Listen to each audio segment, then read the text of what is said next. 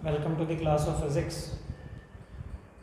So, today I am covering a short topic, and after that, some of the questions will be given to you in the form of PDF. So, you have to solve that questions.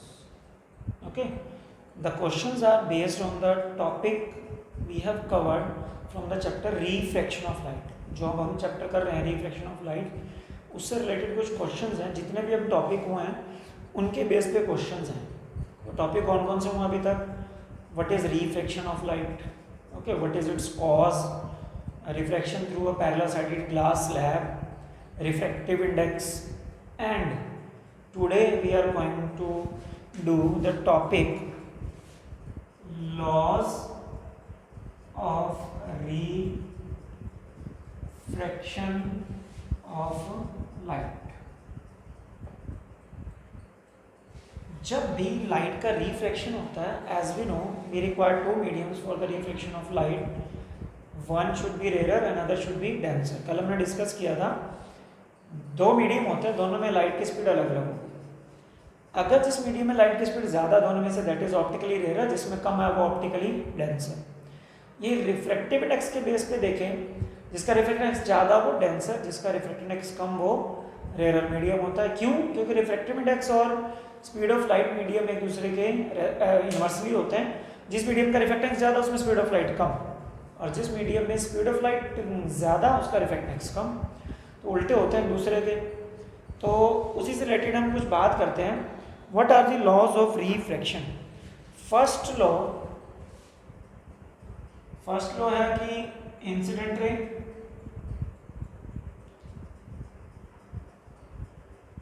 Refracted ray and normal. Incident ray, refracted ray and normal must lie in same plane. Must lie in same plane.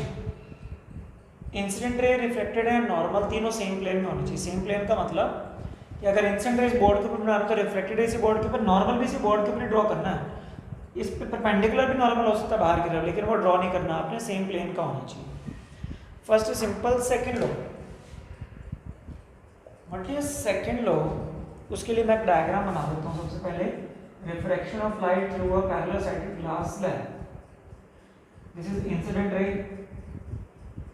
This is normal, this is angle of incidence. ये bend होगी, ये reflected ray, ये angle of reflection बनता है, ये जो बनेगा बीच में. So this is glass and this is air.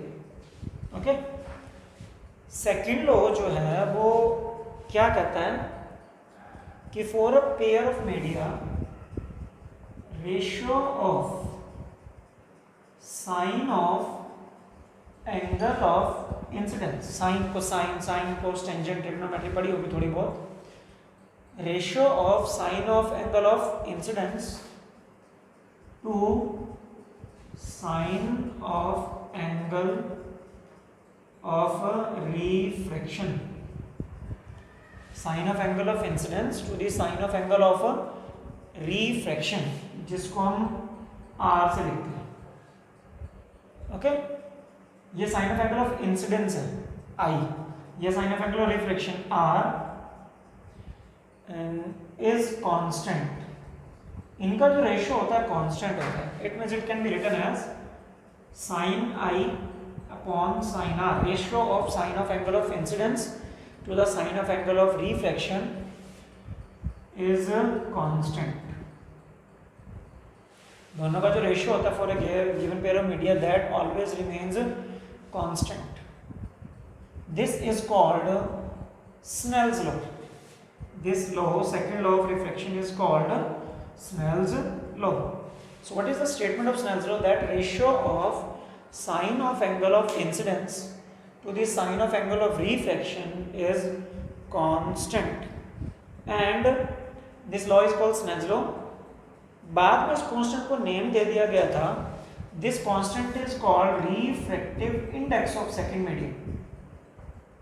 कल हमने टॉपिक किया था रिफ्रैक्टिव इंडेक्स। सो अब क्या बन गया ये, sine i upon sine r is equal to refractive index.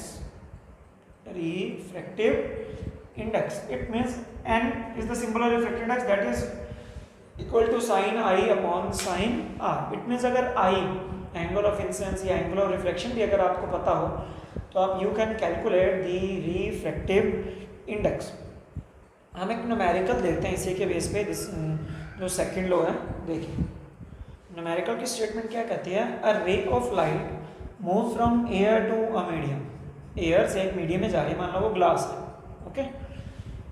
Angle of incidence आपको दिया हुआ है 45 डिग्री, आई की वैल्यू गिवन है। एंगल ऑफ रिफ्रैक्शन भी आपको दिया हुआ है 30 degree, okay. Angle of incidence 45 degree, angle of refraction 30 degree. Find the refractive index, आपको कैलकुलेट क्या करना है, रिफ्रैक्टिव इंडेक्स। तो हमें पता है रिफ्रैक्टिव इंडेक्स निकालने का क्या फॉर्मूला बनेगा, स्नेल्स लॉ से, sine i upon sine r. I दिया हुआ है 45 डिग्री और आर दिया हुआ है 30 degree. I is 45 degree, r is 30 degree, ये दोनों अपने को गिवन है, but we don't know the value of sine 30 and sine 45। तो सबसे पहले आपको ये कैलकुलेट करने सिखाते हैं कि ये वैल्यूज कैसे कैलकुलेट होती हैं, ये साइन 30 और साइन 45 की वैल्यू क्या है।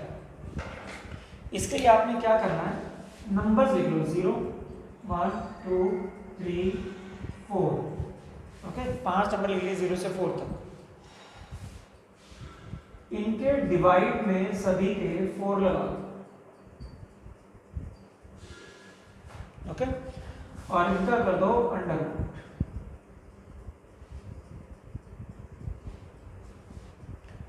अब ये जो वैल्यू है, ये 0 डिग्री की वैल्यू, ये है 30 डिग्री की वैल्यू, ये है 45 डिग्री की, ये 60 डिग्री की और ये 90 डिग्री की। तो सबसे पहले साइन की, ओके। साइन 0 डिग्री की वैल्यू 0/4 कितना होगा, 0, उसका अंडर रूट भी 0, सो it will B 0 degree. I think visible है ये,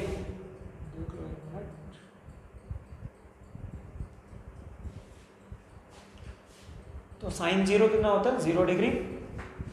1/4, 1 का अंडर रूट 1 होगा, 4 का 2 हो जाएगा, तो साइन 30 डिग्री की वैल्यू होती है 1/2। साइन 45 डिग्री, ये 2 से कट करोगे 1/2 बचेगा, अंडर रूट 1/2 आएगा, तो रूट 1/2, तो ये रूट 3 ऊपर और 4 का रूट 2 आ जाएगा, root 3/2।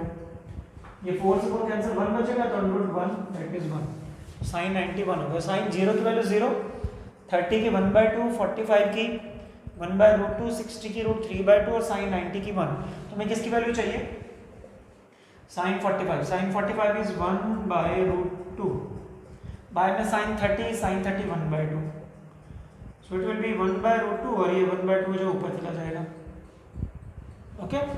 So it will be, क्या हम 2 को क्या लिख सकते हैं, 2 को लिख सकते हैं √2 इंटू √2 बाय √2 है ये, 2 को √2 से √2 cancel, so answer will be √2 और √2 की वैल्यू होती है 1.414। तो रिफ्रैक्टिव इंडेक्स सेकंड मीडियम का आ गया 1.414। So this was the numerical based on Snell's law, that is second law of refraction of light. So now I am sending some questions. You have to do these question answer on your fair notebook. Okay, so and do the work and send the picture to my personal WhatsApp phone. Till then, thanks and have a nice day.